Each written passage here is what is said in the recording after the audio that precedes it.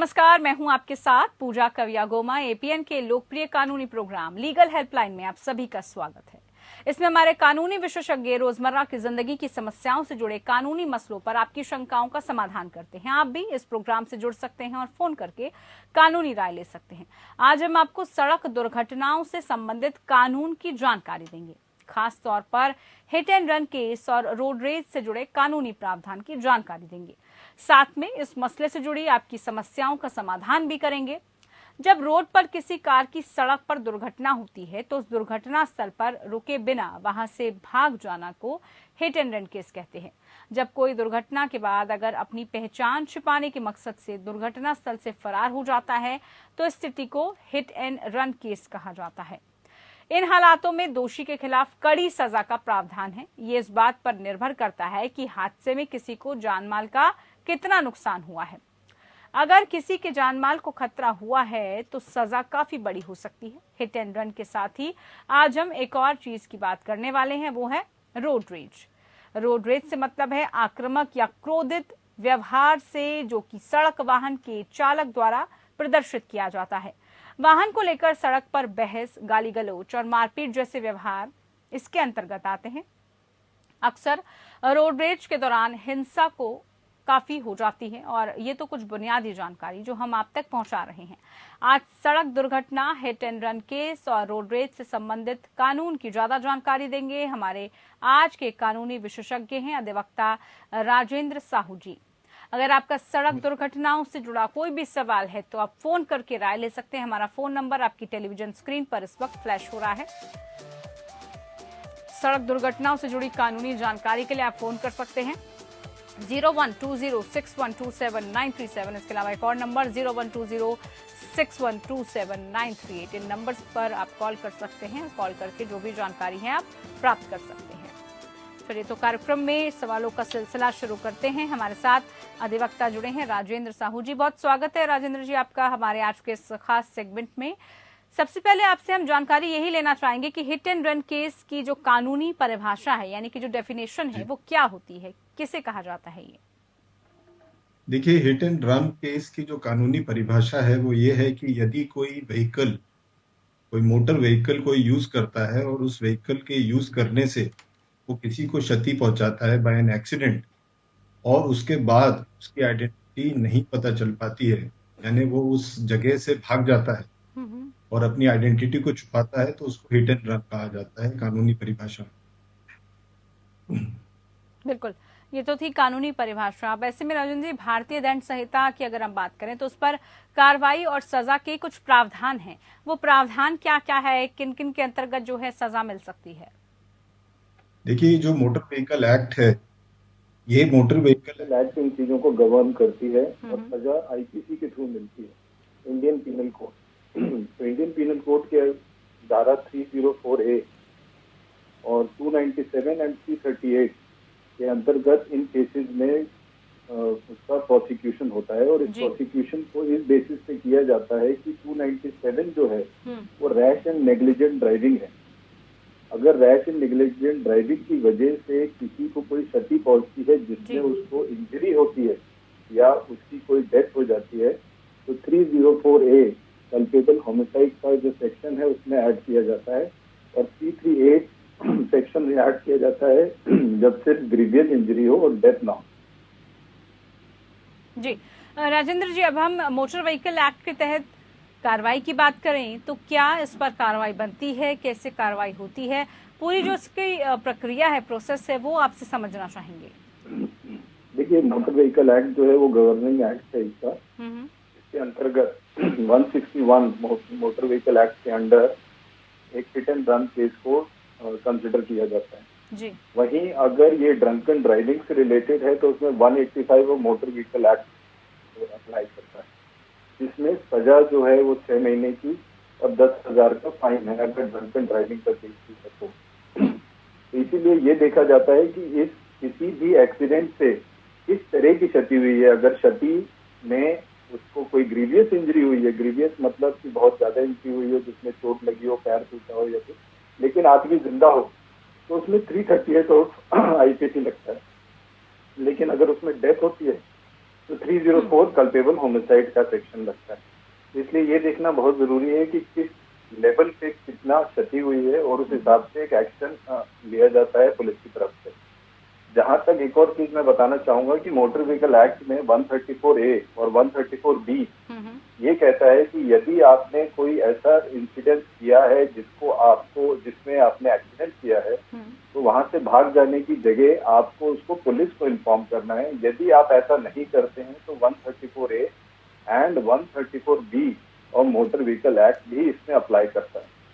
तो ओवरऑल मेरा ये कहना है कि overall 304A, 297 and 338 of the IPC plus 134A and 134B और मोटर व्हीकल एक्ट अप्लाई करता है हिट एंड रन केसेस। अब अगर हम बात करें राजेंद्र जी, सड़क में हमारी कार किसी को भी अगर घायल करती है तो कानून के तौर पर हमें सबसे पहले क्या करना चाहिए? हमारा क्या कर्तव्य, हमारी जिम्मेदारी क्या है अगर ये हो जाए किसी से? जी पूजा जी, मैंने आपको यही अभी समझाया था कि यदि अगर ऐसा कुछ हो जाता है तो एक अच्छे जिम्मेदार सिटीजन के तौर पे हमारा एक काम है, जो कि सुप्रीम कोर्ट ने भी कहा है कि यदि ऐसा कुछ हो जाता है तो हमें उसे 134A एंड 134B और मोटर व्हीकल एक्ट के तहत हमें ये इन्फॉर्मेशन पुलिस को देनी है। और यदि हम ऐसा करते हैं तो सुप्रीम कोर्ट का एक जजमेंट है जिसमें कहा गया है कि अगर हम ऐसा करते हैं कि अच्छे नागरिक के तौर पे, तो हम पे पुलिस एक कोई कार्रवाई नहीं कर सकती। यदि मान लीजिए किसी व्यक्ति को कोई इंजर्ड व्यक्ति रास्ते में मिलता है तो वो उसको सीधा हॉस्पिटल ले जा सकता है और इस पे पुलिस उनको प्रोसिक्यूट नहीं कर सकती, ना उनसे कोई जोर जबरदस्ती कर सकती। तो इसीलिए एज अ गुड सिटीजन ये आपका फर्ज बनता है कि आप किसी इंजर्ड को और यदि आपसे कोई गलती हो गई है तो इसकी इन्फॉर्मेशन पुलिस को। तो अगर आरोपी हादसे के बाद घटनास्थल से भाग जाता है तो क्या सजा के प्रावधान और भी ज्यादा कड़े हो जाते हैं? जैसे आपने कहा कि सबसे पहले तो जिम्मेदारी यही बनती है किसी की भी कि वो जाए वहां पर, जो भी घायल हुआ है, जो भी उससे इंसिडेंट हुआ है उसके बारे में बताए। लेकिन कोई अगर ऐसा नहीं करता और भाग जाएगा तो किस तरह की कड़ी सजा उसको हो सकती है? देखिए पूजा जी, विडंबना इस देश की यही है कि जो मोटर व्हीकल एक्ट है और जो उसके तहत आईपीसी है वो इतना स्ट्रांग नहीं है। इसमें मैक्सिमम सजा 2 साल है, थोड़ा बहुत फाइन है। इसीलिए लोग इस इंसिडेंट को करके भाग जाते हैं और हिट एंड रन इसलिए होता है क्योंकि उसका कोई एविडेंस नहीं होता है कि किसने किया था। इसका पॉपुलर एग्जांपल है Salman Khan hit and run case, जिसमें कि 13 साल के बाद सलमान खान जी ने ये कहा कि मैं गाड़ी चला ही नहीं रहा था और मेरा ड्राइवर गाड़ी चला रहा था, और इस बेसिस पे उनका अक्विटल हो गया। तो इसीलिए ये बता पाना कि किसने ये इंसिडेंट किया है, उसके लिए एक सीसीटीवी फुटेज और विटनेस होना बहुत जरूरी है। तो यदि लोग भाग भी जाते हैं तो सेक्शन ऑफ आईपीसी जो इसमें लगते हैं वो यही लगते हैं। यही विडंबना है इस कानून की और इस देश के मोटर व्हीकल एक्ट। बिल्कुल राजेंद्र जी, आपने उदाहरण के साथ बताया कि क्यों जो है इसमें लोग भाग भी जाते हैं और क्योंकि सजा का काफी कम इसमें प्रावधान है। अगर हम बात जमानत की करें तो जमानत किस आधार पर मिलती है, कैसे इसका प्रावधान है? तो है देखिए, बेलेबल ऑफेंस है, इसलिए इसमें आपने नोट किया होगा कि जिस दिन भी ऐसा कोई इंसिडेंट आता है कि अगले दिन या उसके 4 दिन के बाद जमानत मिल जाती है ड्राइवर को।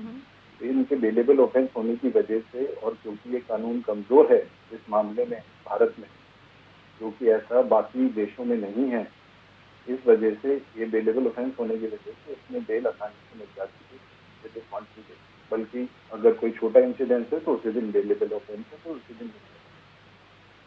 ठीक है, लीगल हेल्पलाइन में आप भी इस कार्यक्रम में जुड़ सकते हैं। जुड़कर जो भी आप कानूनी सलाह ले सकते हैं। आज हम हिट एंड रन केस की बात कर रहे हैं और साथ ही साथ हम बात कर रहे हैं रोड रेज की। अगर इससे जुड़ा कोई भी आपका सवाल है, आप कुछ जानकारी चाहते हैं तो हमारे साथ अधिवक्ता लगातार जुड़े हुए हैं। आप फोन करके कानूनी राय, कानूनी सलाह जरूर लें। राजेंद्र साहू जी हमारे साथ लगातार हैं। राजेंद्र जी, अगर कार चालक खराब तरीके से कार चला रहा हो और उसकी कार फुटपाथ पर चढ़ जाती है तो उसकी क्या कार्रवाई की जा सकती है? देखिए, ऐसे इंसिडेंट रैश और नेग्लिजेंट ड्राइविंग में आते हैं, जो कि सेक्शन 279 है आईपीसी का, जो मैंने आपको अभी बताया था। और इसमें कार्रवाई, क्योंकि ये किसी को क्षति नहीं हुई होती है, तो इसीलिए इसी सेक्शन के अंडर उसको प्रोसिक्यूट किया जाता है। राजेंद्र जी, एक बड़ा महत्वपूर्ण सवाल है और अक्सर ये जो है लोगों से होता भी है शराब पीकर जान माल को नुकसान पहुंचाना, ये किसके अंतर्गत आता है? क्या इसमें कानूनी प्रावधान है? और ज़्यादातर हम केसेस देखते हैं कि ड्रंक एंड ड्राइव के ही सामने आते हैं, तो कितनी कड़ी सज़ा है इस पर और किस तरह से आप विस्तार से समझाएंगे इसे? देखिए, ड्रंक एंड ड्राइविंग एक बहुत बड़ा मेनस है, जिसकी वजह से बहुत सारे एक्सीडेंट्स होते हैं, जिसमें से एक accident Salman Khan hit and run case की है, क्योंकि उसमें भी ड्रंक एंड ड्राइविंग का ही टॉपिक आया था। वैसे ही अभी रिसेंटली BMW केस हुआ था, जिसमें सेम ड्रंक एंड ड्राइविंग में 7 लोगों की मृत्यु हुई। तो इसीलिए 185 of the MV act, motor vehicle act को गवर्न करता है, जिसमें 6 महीने की सजा और 10,000 का फाइन है एट प्रेजेंट। लेकिन जो आज के डेट में डिबेट है, वो डिबेट इस बात की है कि क्या इसको कल्पेबल होमिसाइड भी बनाया जाए। इसका मतलब है कि इसको 304A के अंडर लाके, ये एक ऐसी नेग्लिजेंस है जिस नेग्लिजेंस की वजह से किसी की जान जाए, तो इसे कल्पेबल होमिसाइड के अंडर लाया जाए और 304A के अंडर जो कि सेक्शन है, उसके अंडर लाने की एक बहुत दिनों से कवायद चल रही है। और फिलहाल अब पुलिस इस सेक्शन को इन केसेस जिनमें डेथ होती है उनमें ऐड भी करती है। ठीक है। और ये भी एक बड़ा सवाल है कि अगर खराब गाड़ी कोई चला रहा है और उसको चलाते समय किसी की मौत हो जाती है, उसके बाद क्या होता है? क्योंकि अभी तक तो कुछ हुआ या नहीं हुआ, लेकिन मौत ही अगर हो जाती है उसमें, तो उसके बाद क्या?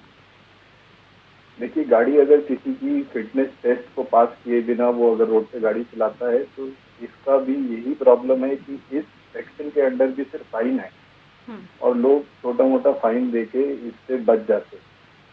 और अल्टीमेटली अगर जो भी उसके वजह से जो इंसिडेंस हुआ है, उस इंसिडेंस की जो सजा है वो IPC के थ्रू है, जो मैंने सेक्शन आपको पहले बताई थी। तो आज की डेट में जैसे आपने सुना होगा कि 10 साल के बाद की व्हीकल्स और 15 साल के बाद की व्हीकल्स अलाउड नहीं है दिल्ली रोड पे। उन रोड पे ना चलाने पे सिर्फ उसका फाइन है और उसको इम्पाउंड करने का लॉ है। तो ये जो लॉ जिस बारे में अभी हम डिस्कस कर रहे हैं, जैसे ड्रंक एंड ड्राइविंग है और ऐसे व्हीकल्स की बात हो रही है, इस लॉ को ग्रेटली मॉडिफाई करने की जरूरत है। और इसके लिए अभी पार्लियामेंट में इसके बारे में अमेंडमेंट की भी बात हुई है, जिसमें जो फाइन है वो 25,000 से इंक्रीज करके 2 लाख का तक का फाइन का प्रोविजन है। तो अगर हम अपने रोड लॉज को स्ट्रॉन्ग करते हैं, तभी जाके इन चीजों पे हम कुछ अंकुश लगा पाएंगे। बिल्कुल, इनको और जो है कठोर बनाने की आवश्यकता है, क्योंकि हम देखते हैं कि भारत जैसे देश में तो अमूमन इस तरह की घटनाएं होती ही रहती हैं। अब जरा हम रोड रेस पर अगर नजर डालें, तो रोड रेस की कानूनी परिभाषा आपसे राजेंद्र साहू जी समझना चाहेंगे। देखिए, रोड रेज एक ऐसा इंसिडेंट है जिसमें गाड़ी चलाते वक्त किसी वजह से 2 पार्टीज में लड़ाई हो जाए और जिसकी वजह से उनको फिजिकल इंजरी गाड़ी से ना होके वो आपस में लड़ाई करके एक दूसरे को मार के या उससे कुछ ऊंच नीच बोलकर ऐसे किसी इंसिडेंट को रोड रेज कहा जाता है। तो रोड रेज का कोई लॉ नहीं है भारत में, इसलिए रोड रेज के बारे में कोई भी इंसिडेंट होने पे कोई भी एक्शन नहीं ले पाती है, अनलेस अनटिल उस रोड रेज की वजह से कोई फिजिकल इंजरी हुई हो और या कोई लड़ाई झगड़ा हुआ हो जिसमें कोई इंजरी हुई हो या कंप्लेनेंट की कोई कंप्लेंट आती है, तो according to the relevant section of IPC इसके बारे में पुलिस एक्शन लेती है। लेकिन वही धाराएं भी आपसे राजेंद्र जी समझना चाहेंगे कि अगर ऐसी कोई धाराएं हैं, जिससे आपने कहा कि ऐसा कुछ खास नहीं है, लेकिन किन धाराओं के तहत इसमें मामला दर्ज होता है या कार्रवाई किन धाराओं के तहत हो सकती है? देखिए, रोड रेज मतलब है कि 2 लोगों की लड़ाई हो जाए रोड पे, लेकिन मोटर व्हीकल एक्ट के अंडर उन्होंने ना तो गाड़ी को किसी को टच किया है, ना गाड़ी की वजह से कोई है। देखिए, मोटर व्हीकल एक्ट अप्लाई करता है मोटर व्हीकल के ऑपरेशन पे। अगर वो मोटर व्हीकल के ऑपरेशन की वजह से, किसी चीज चलाने की वजह से किसी को कोई इंजरी होती है, तब मोटर व्हीकल एक्ट अप्लाई करता है। तो जो रोड रेज है वो तब होता है जैसे मान लीजिए 2 गाड़ियों में टक्कर हो जाने की वजह से। तो ये जो नॉर्मल सेक्शन है, रैश एंड नेग्लिजेंट ड्राइविंग के 279 हो गया और इंजरी का 338 हो गया IPC का, जो मैंने आपको पहले बताया था, वो सेक्शन पुलिस अप्लाई करती है और उसी के अंडर उनका प्रोसिक्यूशन होता है, जिसमें 2 साल की सजा है मैक्सिमम, किसी में 6 महीने की सजा है। तो वही IPC के लॉ उसमें अप्लाई करते हैं। और रोड रेज मामलों में अगर हम जमानत की बात करें, तो जमानत का प्रावधान क्या कहलाता है? किस तरह का प्रोसेस इसका होता है? ये भी बेलेबल ऑफेंस है, क्योंकि इसमें भी वही सेक्शन लगते हैं जो मोटर व्हीकल एक्ट के नॉर्मल किसी एक्सीडेंट में लगते हैं। हालांकि जब तक कि इनकी वजह से कोई किसी को बड़ी इंजरी ना हो जाए, मान लीजिए रोड रेज में किसी ने किसी को मार दिया और सेक्शन 308 लग गया, सर पे इंजरी का, तो वो नॉन बेलेबल ऑफेंस है। तो वो डिपेंड करता है कि किस टाइप की इंजरी हुई है और उसके हिसाब से किस आईपीसी सेक्शन के अंडर उसे प्रोसिक्यूट किया गया है, उस बेसिस पे उसको सजा, उसको बेल मिलती है। अगर वो नॉन बेलेबल ऑफेंस है, इंजरी ज्यादा है, तो उसमें बेल बाद में मिलेगी according to the law. Rajendra ji, हम देखते हैं आजकल के समय में रोड रेस बहुत बड़ी समस्या हो चुकी है। हम देखते हैं कि कभी भी आप सड़क पर निकलें तो एक आध हादसे ऐसे होते रहते हैं, आपस में टकराव हो जाता है और इस तरह की स्थितियां पैदा होती रहती हैं। तो उसको लेकर जिस तरह से आप बता रहे हैं कि कानून उतना स्ट्रांग नहीं है, यही वजह है कि इन केसेस पर ज़्यादा ध्यान भी नहीं दिया जा रहा और ये बढ़ भी रहे हैं। कम होने की बजाय हम देखते हैं कि छोटी छोटी गलियों में, बड़े हाईवेज पर कहीं पर भी इस तरह के टकराव हो जाते हैं। इसमें और ज्यादा जो है सख्ती की इसका मतलब आवश्यकता है।